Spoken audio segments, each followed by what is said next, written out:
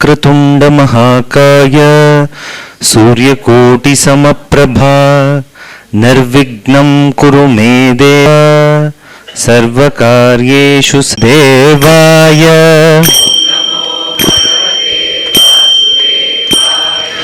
ओम नमो भगवते वासुदेवाय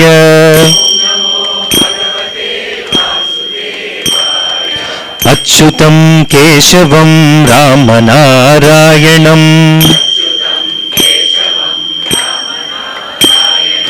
अच्युतं केशवं रामनारायणं श्रीधरं माधवं गोपिका वल्लभम् ओम नमो भगवते वासुदेवाय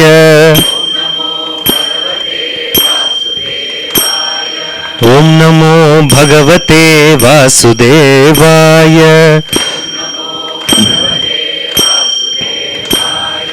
ओम नमो भगवते वासुदेवाय वासुदेवाय वासुदेवाय। बोलो विष्णु भगवान की जय।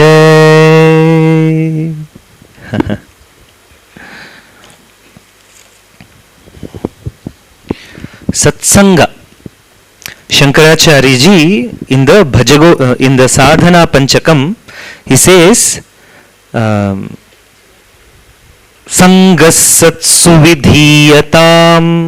So he gives 40 instructions, 40 steps for gaining this knowledge, gaining this moksha, and he says in that Sangasatsu vidhiyatam. May you seek the company of Satsanga. May you always try to be in the company of people. What is Satsanga? Satpurushanam Sangha. So it's a group of people who are devoted, dedicated to Sat. Sat means in Sanskrit, in Vedanta, Sat means reality. People who are dedicated to Sat, reality. One meaning of Sat is reality. Another meaning of Sat is goodness. People who are dedicated to Dharma, the goodness. That is also Sat. So that's how the company that we keep has a lot of effect on what we are. So you all must have heard this story, no? There were two twin parrots. So both of them got separated in a village fair when they were really small birds. So one went into a butchery. One parrot went into butchery. That butcher kept that parrot in the cage and he was going on with his activities. Another parrot was taken to an ashram. So that parrot was in ashrama. So this first parrot, both are from the same mothers, twins also, twin parrots. And how we can say twins in birds, I was wondering. Our youngsters will question me, Swamiji, birds are not, the birds are oviparous, they lay eggs. How are you saying that? I have to revise biology before speaking. Okay, for story we can imagine anything. Or the children of the same mother. So this bird one was in the butchery and it was always trying to absorb the samskaras from the butcher and his family. So whenever people came there, one person was going towards that side. So this parrot said, "Maro kato becho." And that person heard it, and then he went to this ashram and he saw this ashram parrot greeting, "Namaste, Aiye." "Namaste, Hari Om," this parrot was saying. So this that person asked the Swamiji in that ashram, how is this that both of those parrots looked so alike to me, and how come one parrot is saying like this in the ashram and very next nearby parrot is saying like this? So he said, he gave the background. Both of them were born to the same mother, but then the place in which they grew up determined what they became. So that is the influence of satsanga, influence of samskaras. In satsanga, you only try to imbibe good. You try to orient yourself to the truth. That is the effect that satsanga has.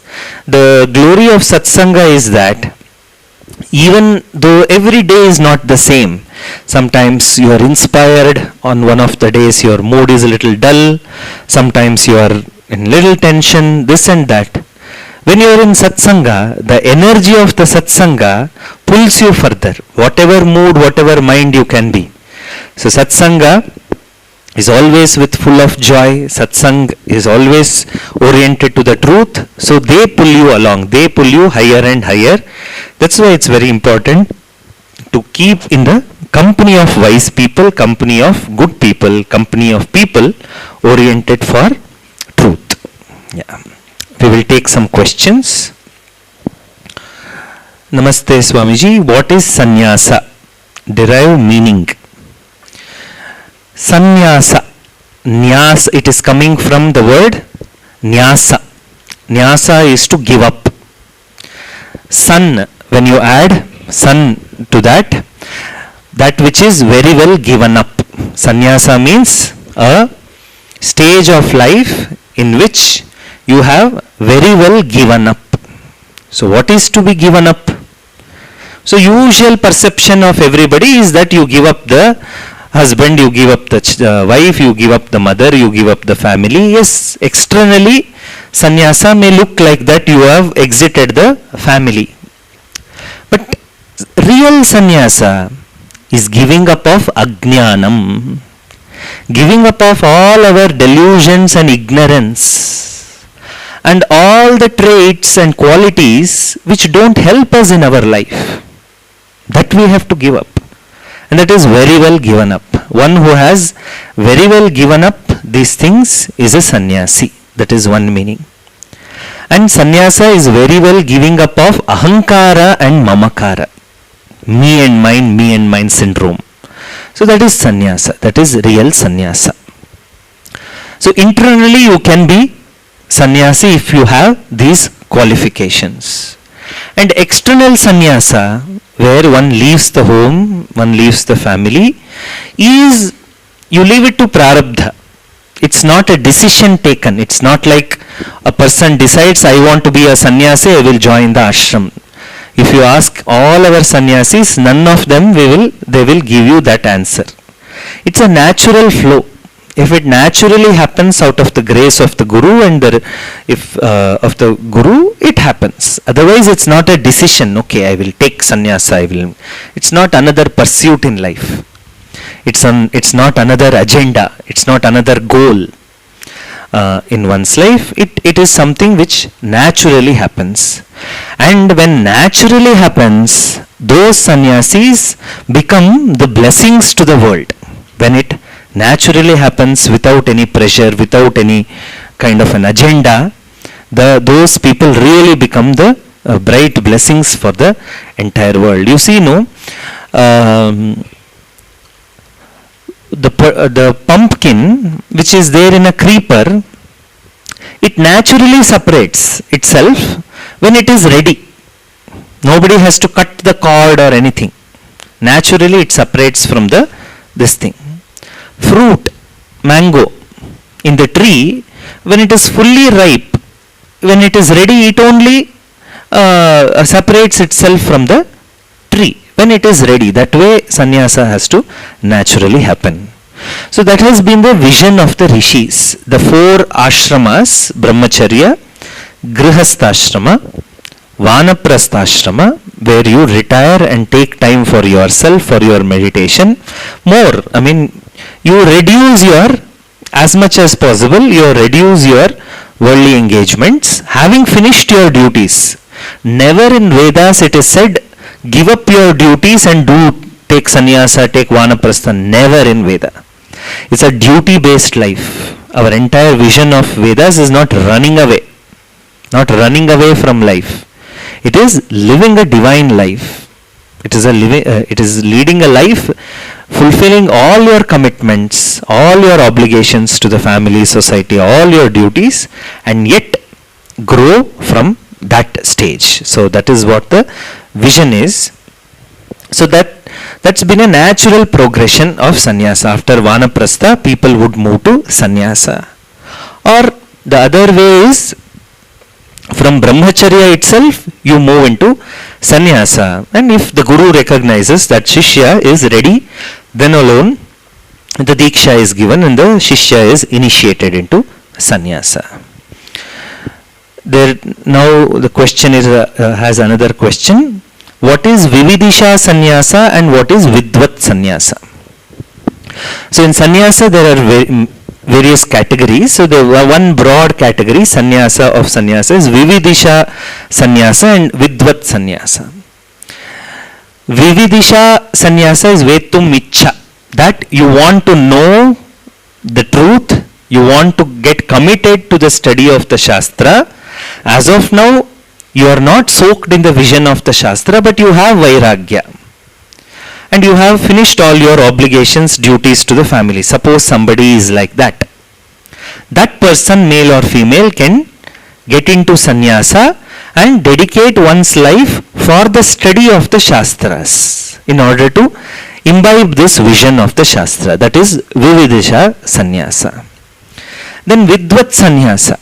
A person studies, undergoes the Vedanta studies, the Shastra study, the Guru Seva under the guidance of the Guru. That person spends time in the Gurukulam, and having gained this knowledge, the person takes to sannyasa as a natural route.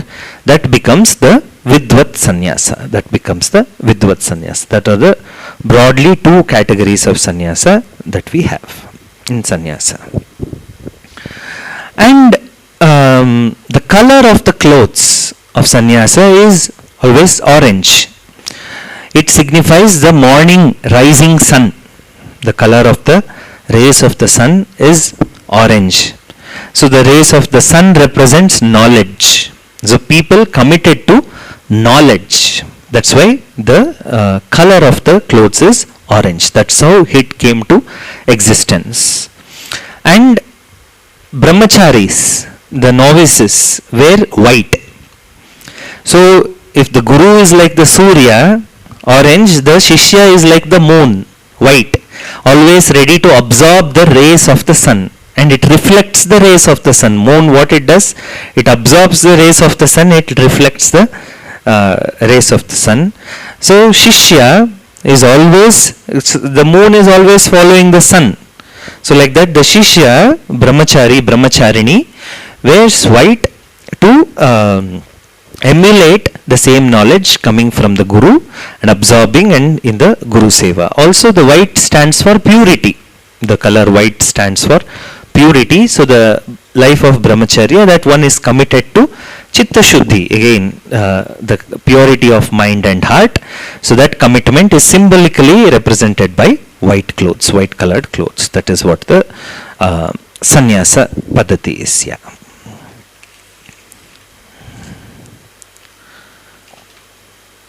I have been blessed to have, how will I know who is my guru? That's the question. How will I know who is my guru? I have been blessed to have darshan and interaction with Mahasannidhanam, Sri Sannidhanam, Chinmayanandji, Shri Ravi Shankar, Sadguru, Jaggi Vasudev Swamini, Swami Ambikananda, Swami Sachidananda. How will I know who is my guru?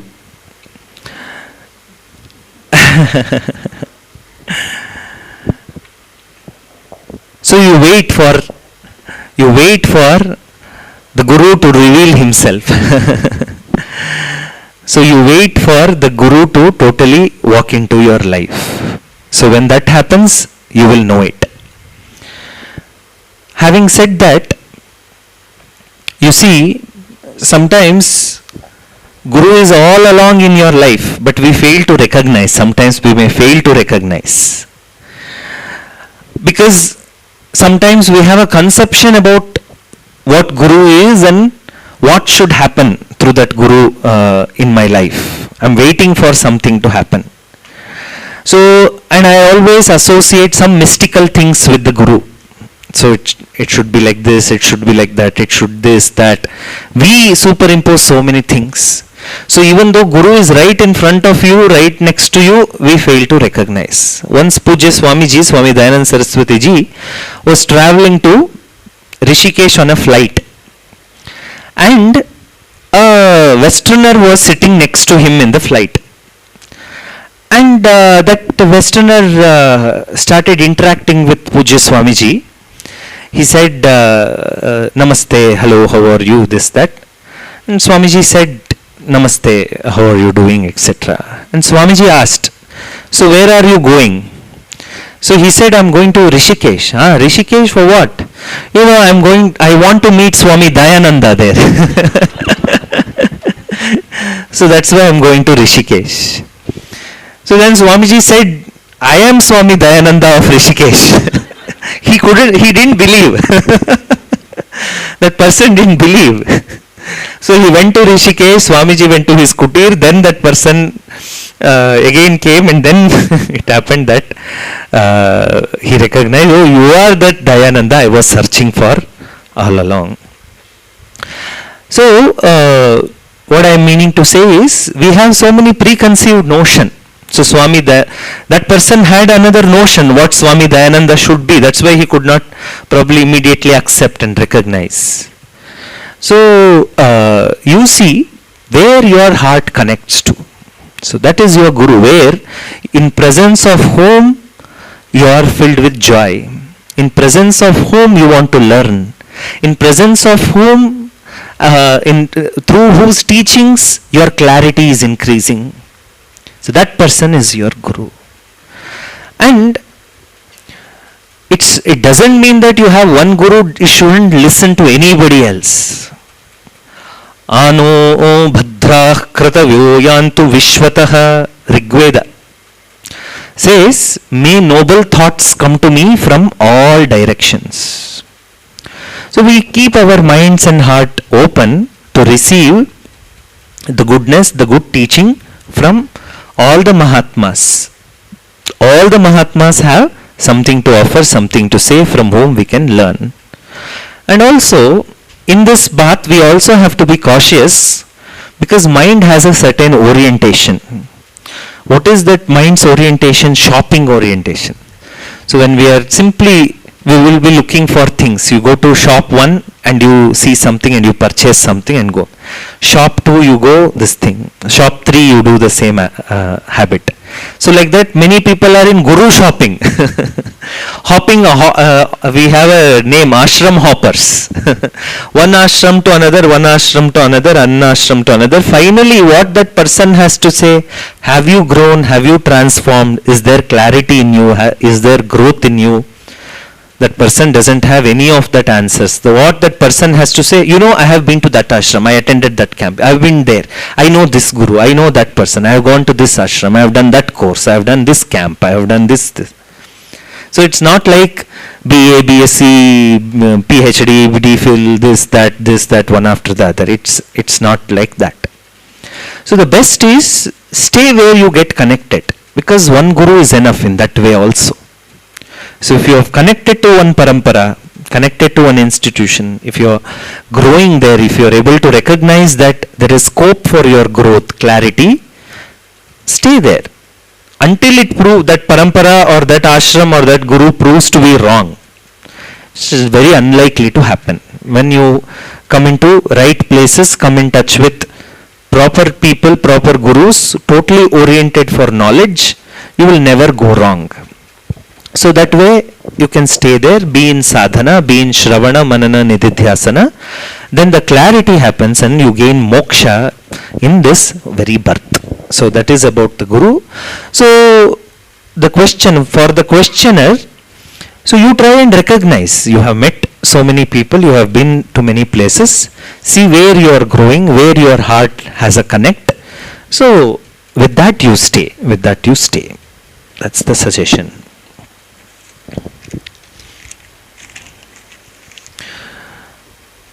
most of the Hindu stotram says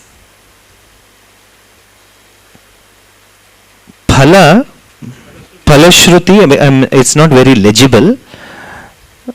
Okay, Phalashruti, I mean there is another term, but that person has written, basically what he is trying to say is phala. Most of the Hindu stotrams have phala, like Dhana, Dhanya, Putra. Even Chamaka Prashna seeks various kinds of prosperities. How do we reconcile with the AMRITABINDHU Upanishad, which says mind, which requires a mind to be without desires? Very good question. See,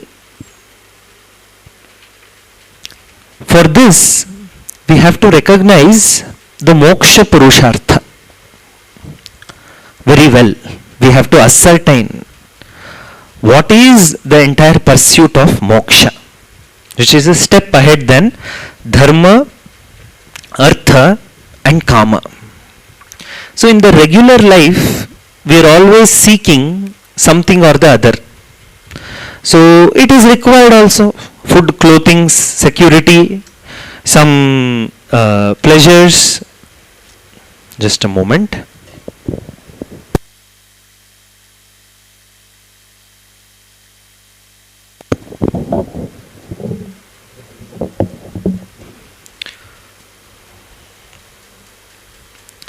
Food, clothing, shelter, some resources, savings, some resources for the kids, grandkids, whatever, it's okay.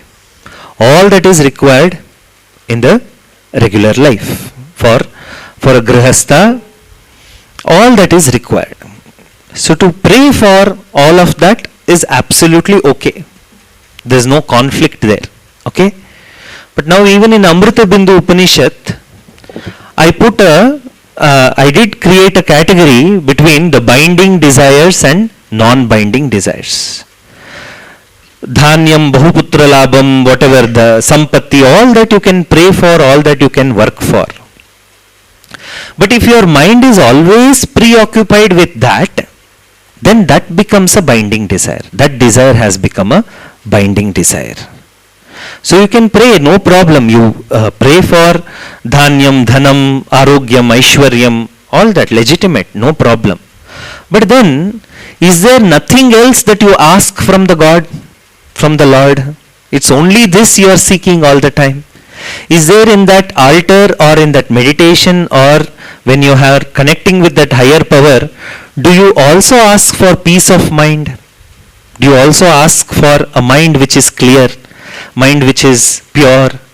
So that determines the moksha purushartha. A moksharthi, no doubt he may pray for some things to help his life, his regular life, a grihastha life or whatever. But then predominantly that person is seeking peace of mind, clarity, the more and more blessings from the Guru, ability to stay with the Shastra. That is those are the more interesting thing, the prayers that a Vedantin will be focused about. And of course in the process, if you are a Grihastha, you are asking for few things, absolutely okay. It is not conflicting in any way, as long as those prayers are for non-binding desires. Prayers are for non-binding desires, then not at all a problem. It's not a conflict.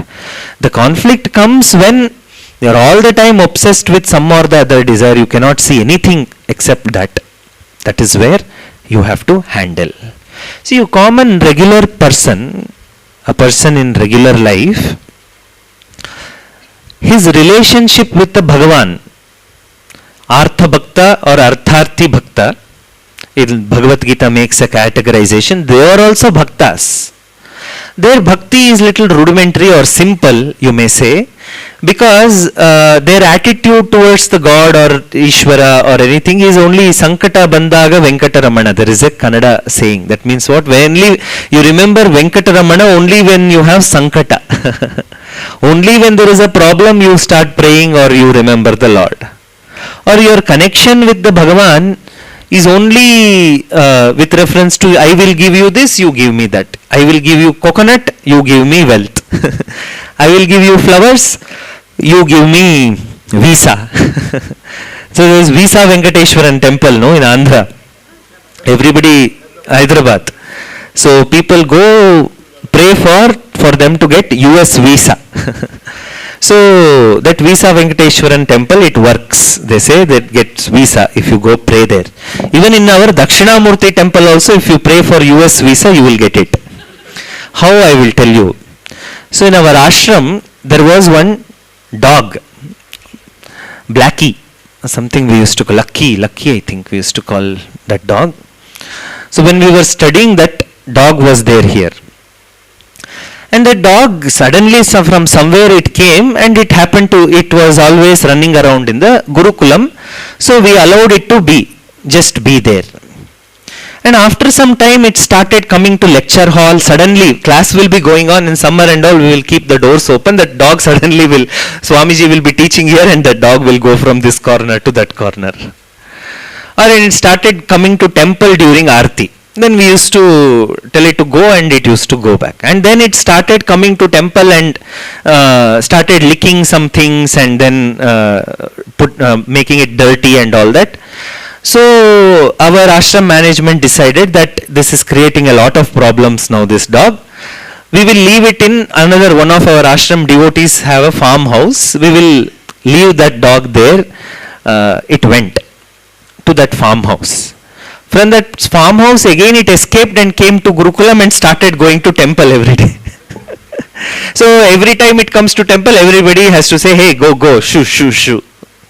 So then one of our Arshavidya Gurukulam teachers, Radha, she is Dr. Carol Whitfield, one of the first students of Pujya Swamiji. She came in search of Swamiji to Rishikesh back in 1970s.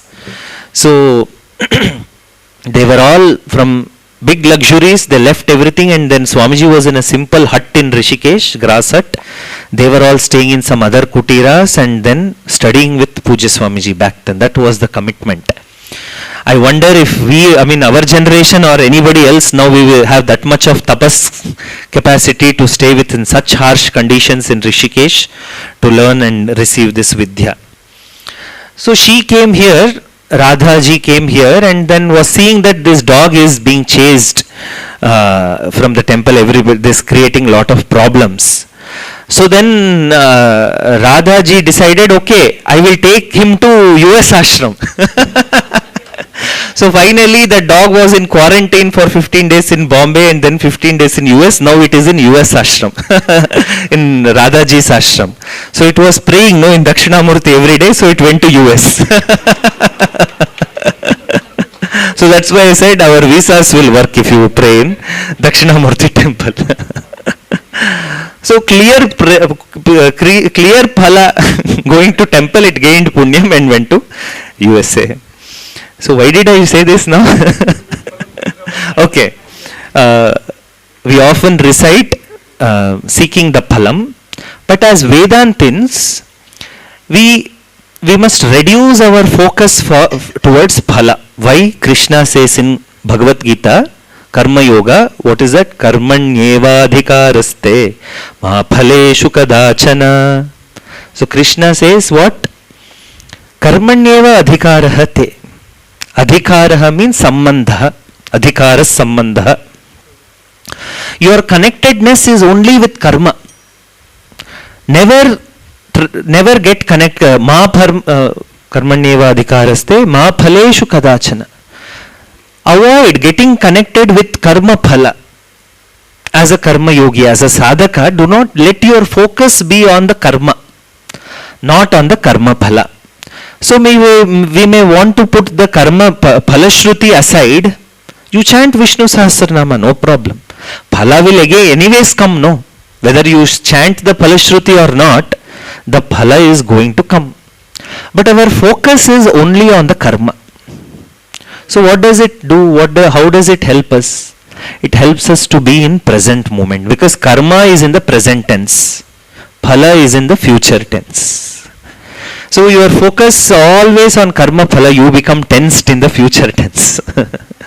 So stay in the present and do your duties, what is to be done. You want to chant? Happily chant Rudram, happily chant Chamakam, happily chant whatever you want. Phalam will come. Bhagavan will give phalam what is to be given. So no doubt in that, because any karma has to give the karma phala. That way our focus is not on karma phala, our focus is always on action. That makes our life very efficient also, in fact.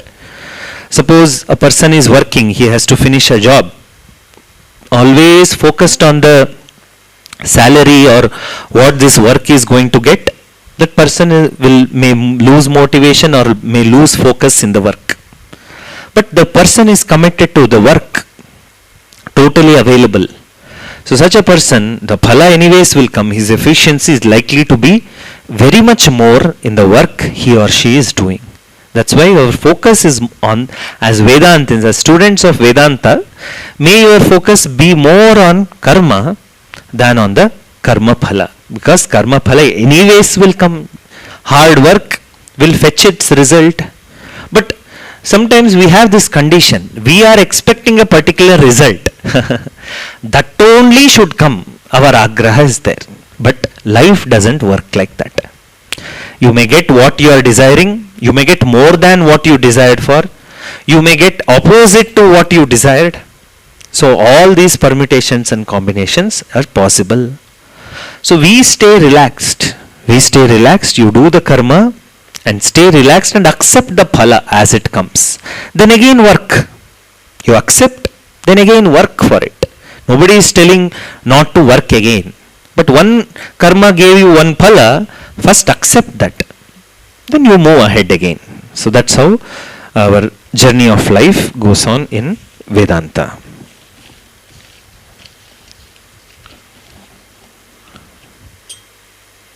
Om Swamiji, if the mantra drashta of Atharvana Veda is Angirasa and Atharva Rishi, are they not the guru of the conversation in AMRITABINDHU Upanishad? Yeah, the most of the mantras in Atharvana Veda are from Atharva and Angirasa Maharshi, but AMRITABINDHU Upanishad specifically doesn't have a rishi attributed to it, to the Upanishad. So we cannot say these are the words of Atharva and Angirasa. It could be any other guru also, because in Veda, if a rishi has given a particular mantra, the rishi's name will be there. Only it is in all other mantras it will be there. Sometimes in the Upanishads it is missing. It will not be present. So it could be any other rishi, samvada, or the conversation between a rishi and his disciples. So that's how we take the particular thing. Is there a Sanskrit name to the musk deer which went in search of fragrance? Kasturi Mriga, I think. Yeah. Kasturi Mriga. Yeah.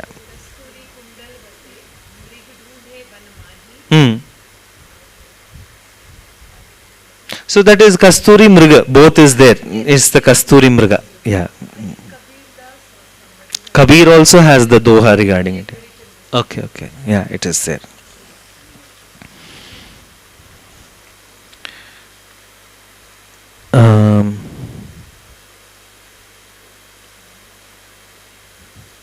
How to differentiate food and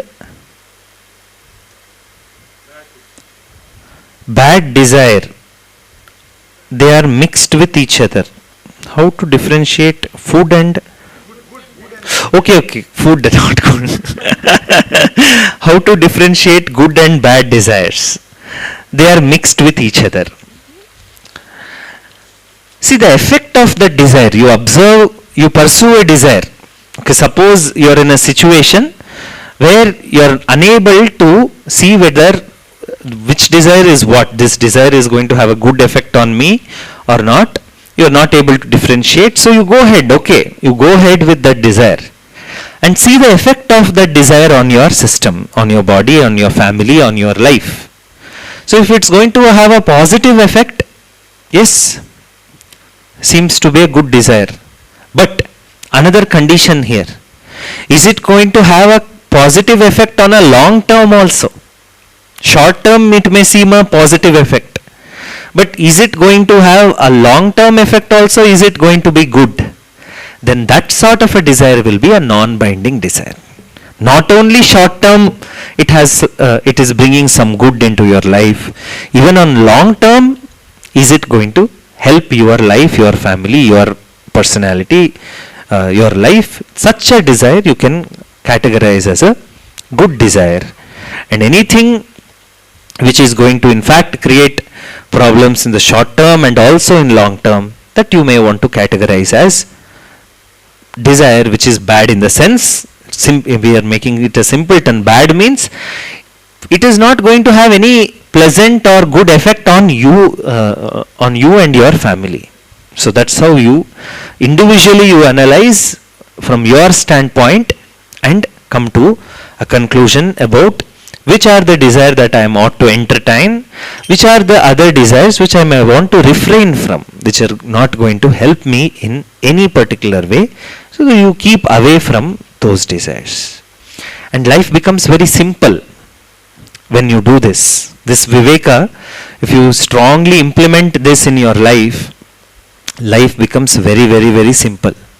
Because you are left with very, very few things which are really going to add value to your life. Entertaining those desires, going behind them, is not going to have a negative effect on your life. It's only going to have a positive effect on your life. And your such desires, such things, in fact, such people you want to entertain, the desires you want to entertain, the situations you want to entertain, if you bring this logic, you will be left with very simple, simplistic life, where you can, in that small or big, whatever, you can stay very happily in such a life. That is what we ought to do.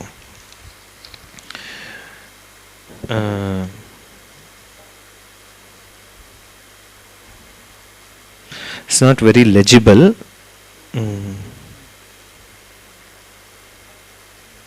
Okay, the questioner can put the question again tomorrow, so I'll be answering that. Yeah. Any more questions? If you have any, you can ask me now also. Please. Is there mic? If okay. So this thought, I woke up today morning at 6.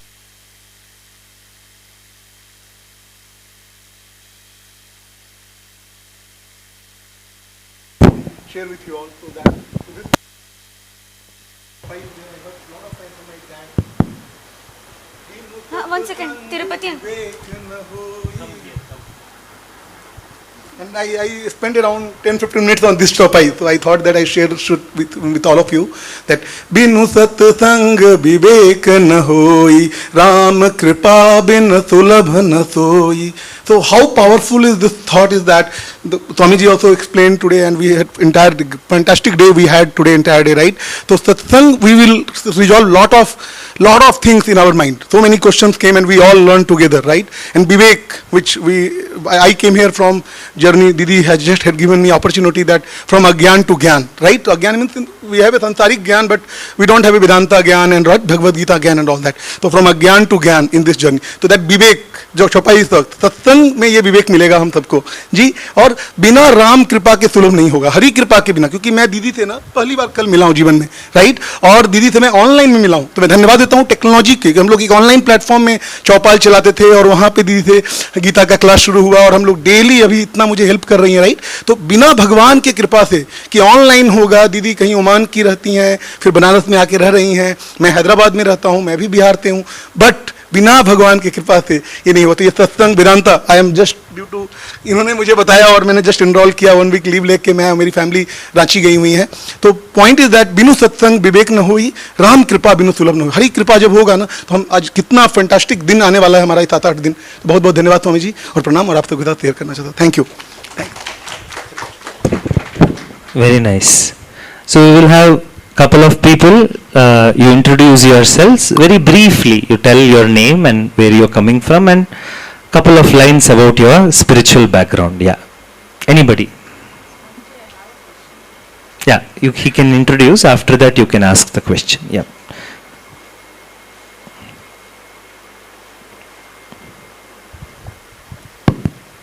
Hari Om. Myself Balaji. I'm working as a software engineer. So how I came to Arsha Vidya Gurukulam is something I will explain.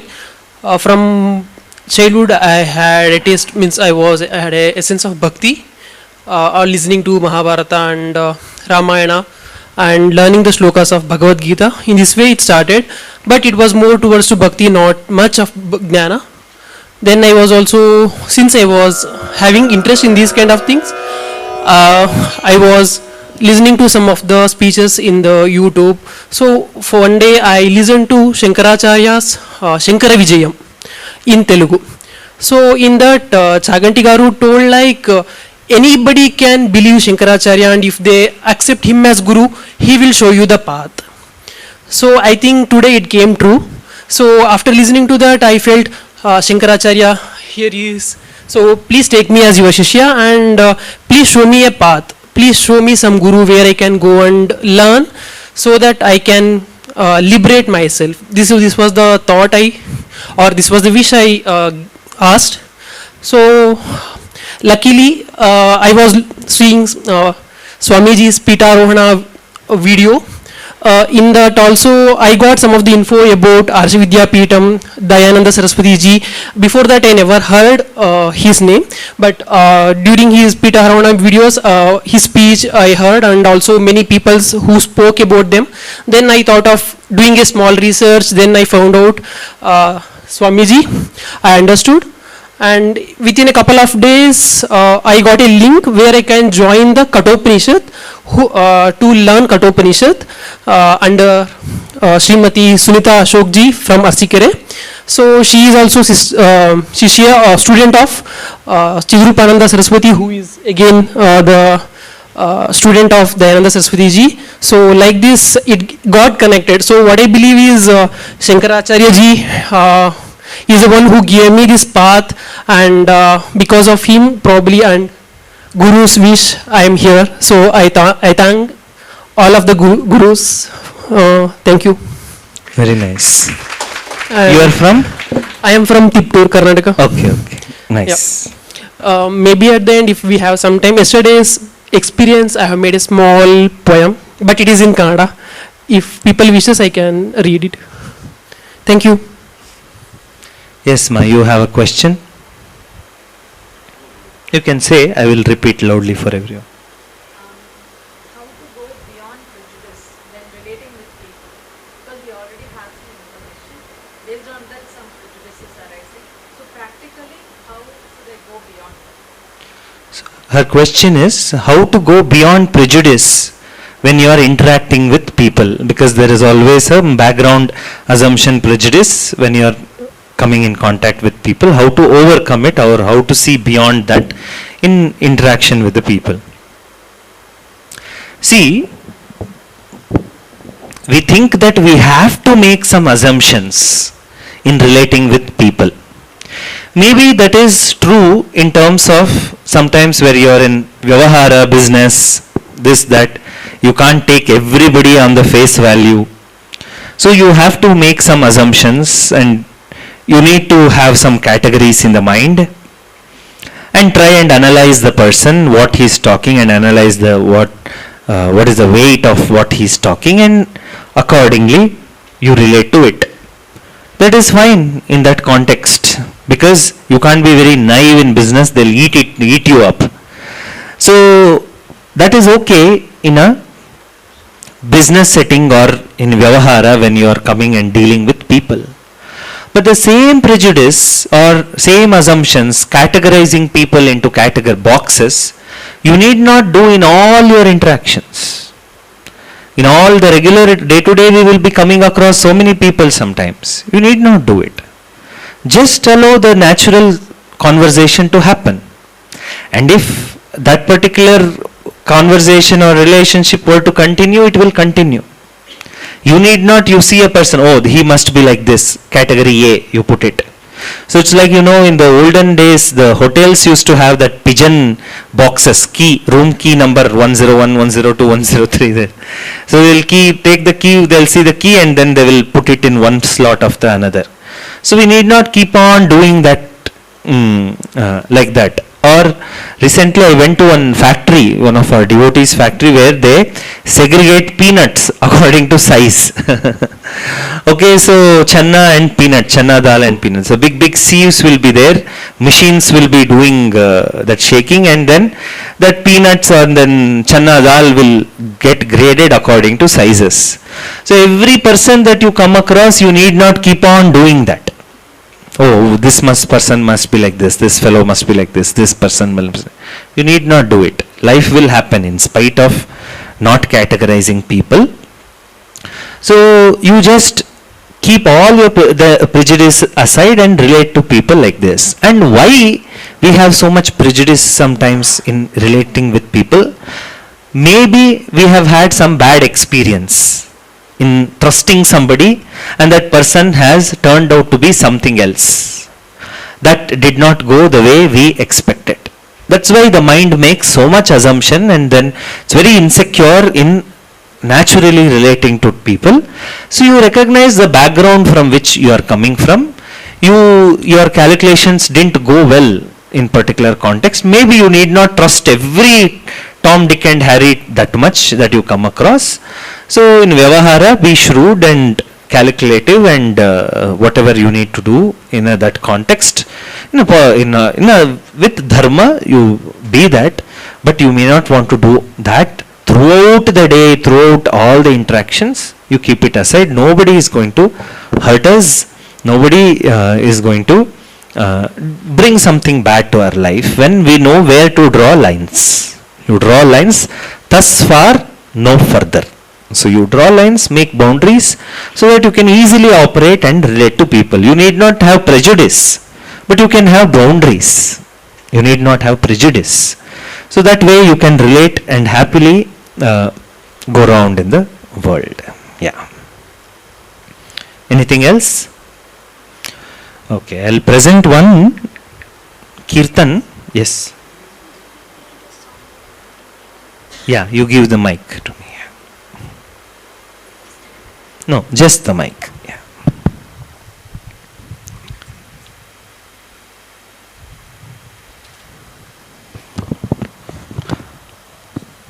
My Guru revered Puja Swamiji, Swami Dayanand Saraswati Ji, was a great musician as well. So he has composed a lot of bhajans, shloka, kirtans, and then the tune and the kirtan, all of it used to come very naturally to Puja Swamiji. And he is one of the most famous compositions of Swami Dayanand Saraswati Ji is Bho Shambho. So everywhere it has become a dance hit, music hit. Even lot of fusion people are fusing it with fusion Carnatic music and presenting all of that. So many such songs Swamiji has written, and one of the days I'll be presenting Bho Shambho also. So in Navaratri 2014, Puja Swamiji naturally composed a song about Jnaneshwari. So in our temple you might have seen, there's Jnaneshwari Devi. So Swamiji composed this song on Jnaneshwari as a prayer for all the students to gain this knowledge. On the Navaratri day, very fond memories. So Swamiji and myself, Swamiji, we sang in the Jnaneshwari temple there. So Swamiji thought that, was one of the first persons, Swamiji taught me directly this song. So, so I'll present that song with you all. So you can just be and enjoy the Kirtan Devi Jnaneshwari.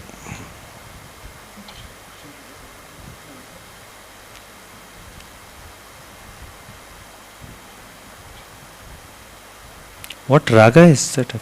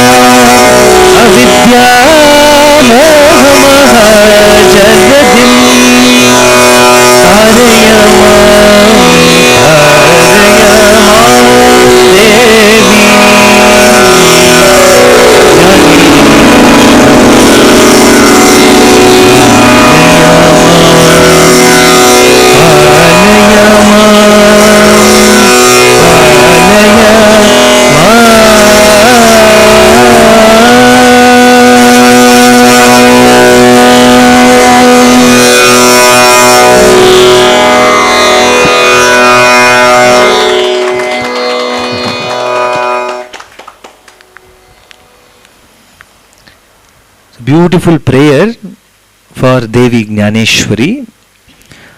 Devi Jnaneshwari, O Mother Jnaneshwari, please protect me. It's you can connect any way to the Lord.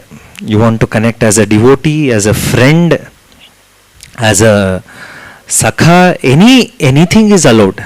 So, here you are connecting to the Devi as mother. Please protect me. Who else will protect if not for mother?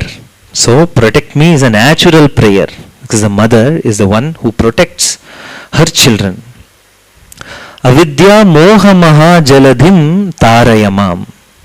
I am stuck in this ocean or flood which is characterized by ignorance, avidya, moha, delusion, and this is like a mahajaladhi, it's a ocean in which I am stuck.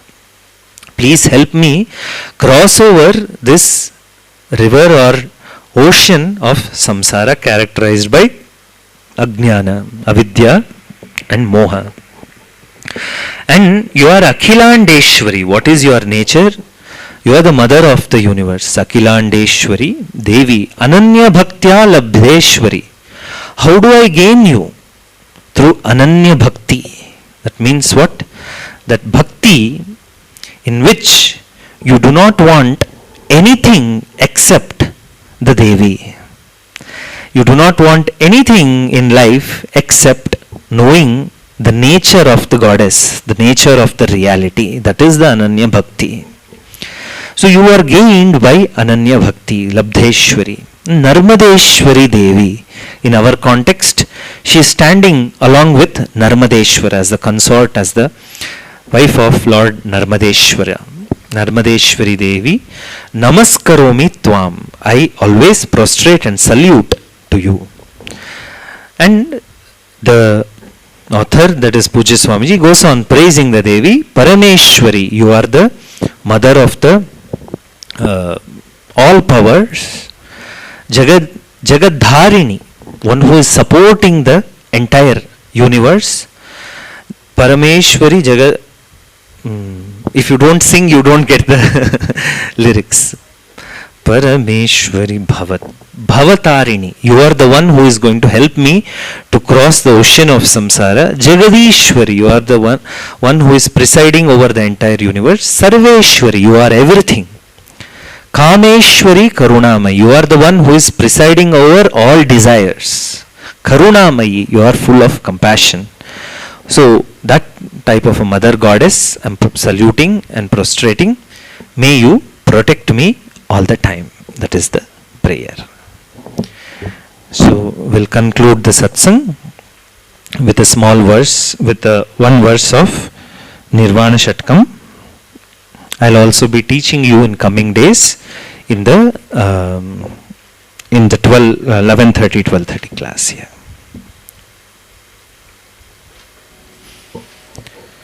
Gently close your eyes.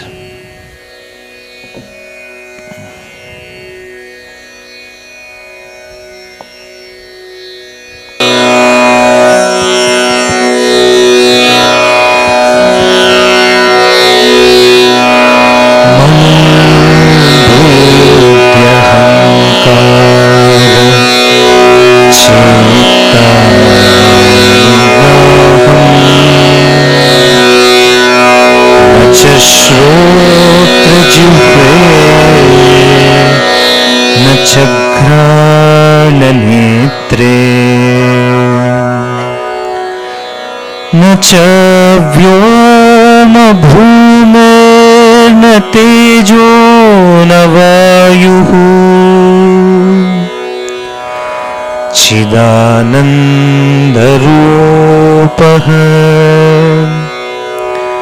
शिवोऽहं शिवोऽहम्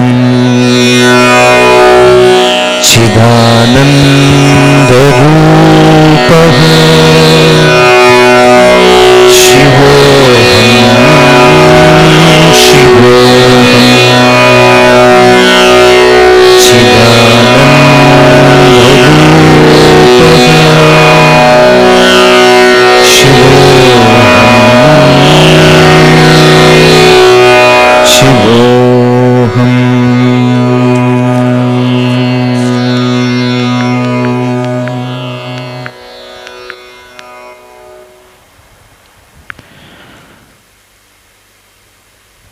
with a sense of gratitude to that higher power which has given us all such a beautiful day, 3 meals to eat, a comfortable place to be, and to be able to look at the words of the rishis is a blessing.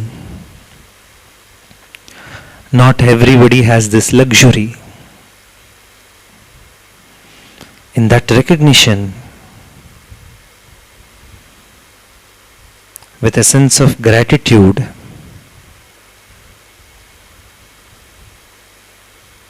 wishing the same for everyone in the universe, let us conclude the satsang by chanting together Sarve Bhavantu Sukhinah. Om Sarve Bhavantu Sukhinah, Sarve Santu Niramayah, Sarve Bhadrani Pashyantu, Ma Kaschit Dukkha Bhag Bhavet. Om Shanti Shanti Shanti. Harihi Om. Shri Gurubhyo Namaha. Harihi Om. Slowly and gently you may open your eyes and exit the lecture hall whenever you feel like.